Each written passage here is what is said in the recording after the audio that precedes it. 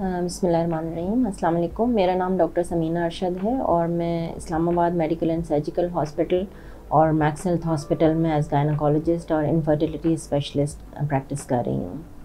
आज मैं प्रेगनेंसी में एनीमिया यानी खून की कमी के बारे में थोड़ी सी बातचीत करूँगी आपके साथ।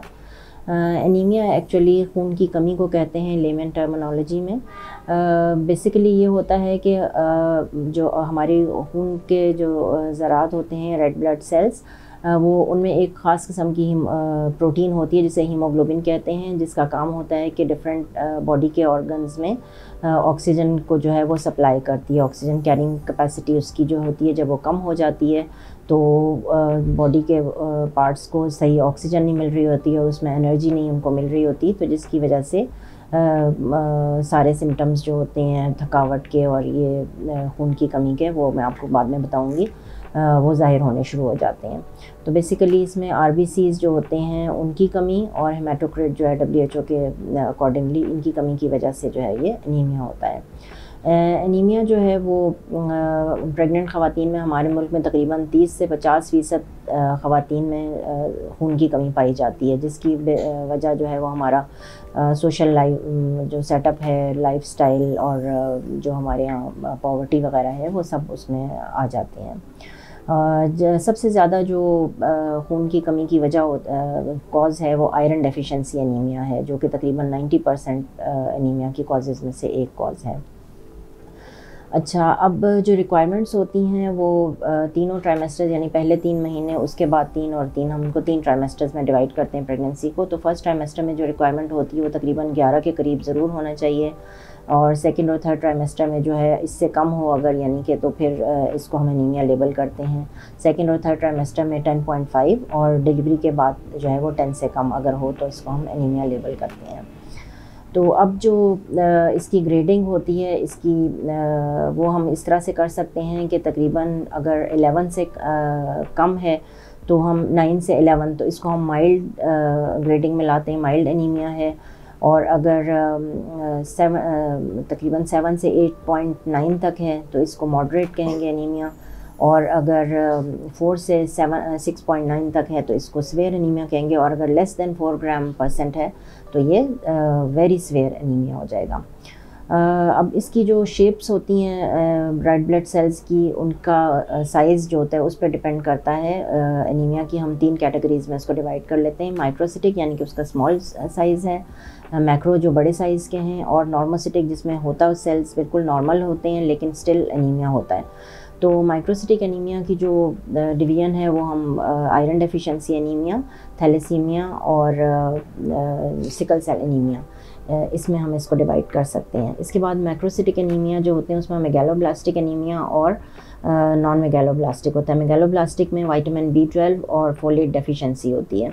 जो नॉर्मोसिटिक एनीमिया है उसमें चूँकि सेल का साइज़ तो सेम ही होता है, लेकिन और जो नॉन मेगालोब्लास्टिक है उसमें जो है वो उसकी डिफरेंट कॉजेज़ आ जाती हैं, जिसमें हाइपोथायराइडिज्म आ जाती हैं, डिफरेंट ड्रग्स आ जाती हैं और रेटिकुलोसाइटोसिस आ जाता है।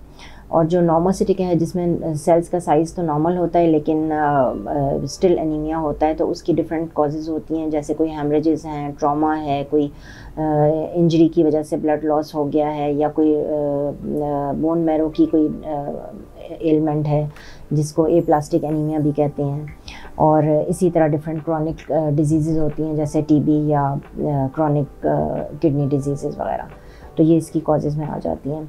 प्रेगनेंसी में डिफरेंट फिजियोलॉजिकल चेंजेस आती हैं जिसमें हीमोडाइल्यूशन होती है और उसकी इंक्रीज यूटिलाइजेशन होती है, जिसकी वजह से हमारी रिक्वायरमेंट जो होती है फोलेट की, आयरन की, ये बढ़ जाती है। तो अब इन रिक्वायरमेंट को कवर करने के लिए हमें डिफरेंट फॉर्म्स जो होती हैं वो आयरन की, वो ज़रूर सप्लीमेंट्स की फॉर्म में पेशेंट को देनी होती हैं। हमें प्रेगनेंसी में एक फ़र्स्ट विज़िट पे और एक 28 वीक्स पे जो होते हैं आयरन लेवल्स को हमें चेक कराना चाहिए। जो आयरन डेफिशिएंसी एनीमिया जो कि 90% होता है, इसकी कॉजेज़ में जो है वो आ जाता है कि ब्लड लॉस है, जैसे हेमरेज हो गया, या कोई जिस तरह से कोई पर रेक्टल ब्लीड है, हेमरॉइड्स हैं, एनल फिशर्स वगैरह हैं, या कोई हेमरेजेस वगैरह हैं, ये इसकी कॉजेज़ में आ जाती हैं। इसके अलावा अगर रिक्वायरमेंट उसकी बढ़ गई है, जैसे प्रेगनेंसी रिक्वायरमेंट है, इसमें भी आयरन डेफिशिएंसी जो होती है वो हो जाती है, जहाँ पे आपको रिक्वायरमेंट ज़्यादा है लेकिन आपकी सप्लाई उतनी नहीं जा रही है। इसके अलावा अगर आप इनटेक अच्छा है लेकिन स्टिल आपको एनीमिया हो रहा है या इसकी कमी हो रही है खून की, तो उसमें इनएडिक्वेट एब्जॉर्प्शन हो सकती है, जिसमें GIT की कॉजेज़ आ जाती हैं, जैसे अल्सर्स वगैरह हैं, या फिर डाइट जो है वो उसमें आयरन रिच डाइट नहीं है। अच्छा, अब इसकी वजह से जो कॉम्प्लिकेशंस हो सकती हैं उनको हम दो में डिवाइड कर सकते हैं कि मैटरनल कॉम्प्लिकेशंस और फीटल कॉम्प्लिकेशंस। मैटरनल कॉम्प्लिकेशंस को हम फर्दर जो है वो ड्यूरिंग प्रेगनेंसी और ड्यूरिंग लेबर और आफ्टर प्रेगनेंसी जो है वो हम इसमें डिवाइड कर सकते हैं। ड्यूरिंग प्रेगनेंसी में जो है वो प्री एक्लेम्पशिया, इन्फेक्शंस और heart failure, pre term labour, ये सारी चीज़ें आ जाती हैं। और अगर हम लेबर की बात करें तो uterine inertia, postpartum haemorrhage, cardiovascular, cardiac failure और शॉक में भी जा सकती है पेशेंट। और आफ्टर डिलीवरी जो है पुरपुरियम, उसमें पुरपुरल सेप्सिस हो सकते हैं, फेलियर ऑफ लैक्टेशन हो सकता है कि मिल्क की प्रोडक्शन इतनी अच्छी नहीं होती है। इसके अलावा वीनस थ्रोम्बोसिस और पल्मोनरी एम्बोलिज्म वगैरह ये भी इसमें शामिल है। जहाँ तक फीटल कॉम्प्लिकेशंस का ताल्लुक़ है तो उसमें लो बर्थ वेट बेबीज़ हो जाते हैं या प्री टर्म उनकी डिलीवरी हो जाती है, इस वजह से भी लो बर्थ वेट होते हैं। उनका एपगार स्कोर पुअर होता है, उनका पुअर फेलियर टू थ्राइव होता है, पुअर उनकी माइलस्टोन्स होते हैं, उनकी ग्रोथ वगैरह इतनी अच्छी नहीं होती है, रेस्पिरेटरी डिस्ट्रेस हो सकती है उन्हें, और न्यूनेटल मॉर्बिडिटी और मोर्टेलिटी जो है वो ज़्यादा इसमें हो सकती है। जो 20% फ़ीमेल डेथ्स होती हैं प्रेगनेंसी में, वो एनीमिया उसकी एक कॉज़ होती है, एक बड़ी वजह उसकी। जब हमारे पास पेशेंट प्रेजेंट करते हैं एनीमिया के साथ तो मेनली उनके सिम्टम्स में ईज़ी फैटिगेबिलिटी, थकावट, चिड़चिड़ापन, सर में दर्द होना, पाँव हाथ का ठंडा होना, और जो है वीकनेस होती है उनको, और लेथार्जी, काम करने को दिल नहीं करना, और कई दफ़ा उनको जो है वो अगर बहुत सीवियर एनीमिया है तो वो हार्ट फेलियर की तरफ या पैल्पिटेशंस भी होती हैं और हार्ट फेलियर की तरफ भी जा सकती हैं। इसके साइंस में पैलर आ जाता है, कोइलोनिकिया, जिसमें नेल्स जो होते हैं वो ब्रिटल और स्पून शेप्ड हो जाते हैं, और इसके अलावा एट्रोफी होती है, टंग पे पैपिला होते हैं जो हमारी, उनकी वो फ्लैट हो जाती है टंग, और पाइका यानी कि उनको लाइक्स और डिसलाइक्स डिफरेंट एबनॉर्मल चीज़ों की जो होती है खाने की होती है, जैसे कच्चे चावल या बर्फ़ या मट्टी वगैरह खाना, इस तरह की चीज़ें जो हैं वो खाने का उनका दिल करता है। तो ये साइंस होते हैं उसके कि इनको आयरन की या हीमोग्लोबिन की डेफिशिएंसी हो रही है। अब इसके हमारे पास पेशेंट आ गई तो हमें इन्वेस्टिगेट करना है कि हम इसको कितनी नौयत का इसको या किस लेवल का एनीमिया है। तो उनके लिए हम डिफरेंट ब्लड के टेस्ट करते हैं, जिसमें बेसिक टेस्ट जो होता है वो कंप्लीट ब्लड काउंट होता है, जिसमें हमारे पास हीमोग्लोबिन कॉन्सेंट्रेशन और डिफरेंट जो उसके इंडिसेस होते हैं और बाकी भी जो सेल टाइप्स होती हैं वो आ जाती हैं।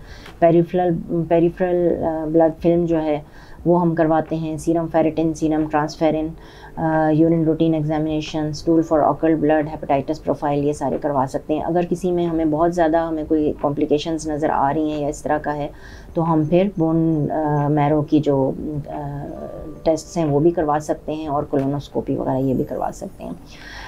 अब इसको हमने कैसे मैनेज करना है, तो बेसिकली हमें पेशेंट को काउंसल करना होता है कि डाइट जो है वो उनकी, एक तो आयरन रिच डाइट होनी चाहिए, अच्छी डाइट होनी चाहिए, जिसमें प्रोटीन्स और पोल्ट्री का, एग्स का, ये चीज़ें अच्छी होनी चाहिए, green leafy vegetables, red beans, dates और एप्पल्स वगैरह, ये फ्रूट, ये सारी चीज़ें उनकी डाइट में अच्छी होनी चाहिए। फिर इसके बाद हम पेशेंट्स को फोलेट, और इनिशियल फर्स्ट ट्राइमेस्टर में तो हम उसको फॉलिक एसिड, फोलेट्स वगैरह देते हैं, उसके बाद सेकंड ट्राइमेस्टर से हम आयरन के सप्लीमेंट्स देते हैं ओरली।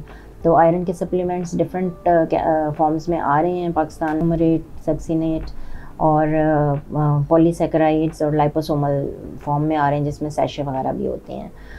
ये डिफरेंट टाइप्स होती हैं आयरन की। जो रिक्वायरमेंट होती है एलिमेंटल आयरन की वो 30 से 65 मिलीग्राम होती है पर डे की। तो इसमें हम इसके बाद जो है वो अगर ओरल से हमें नहीं सफिशेंटली रिज़ल्ट्स हमारे अचीव हो रहे हैं तो फिर हम पैरेंट्रल आयरन की तरफ भी जाते हैं। जिसमें इन्फ्यूजन्स आ जाती हैं iron carboxy maltose, iron sucrose, और पहले जो थे वो इंट्रामस्कुलर इंजेक्शंस भी आया करते थे, जेक्टोफर वगैरह। तो ये बेसिकली हमारे एनीमिया की जो मैनेजमेंट है, और अगर बहुत सीवियर एनीमिया हो तो हम उसमें फिर ब्लड भी ट्रांसफ्यूज़ करते हैं।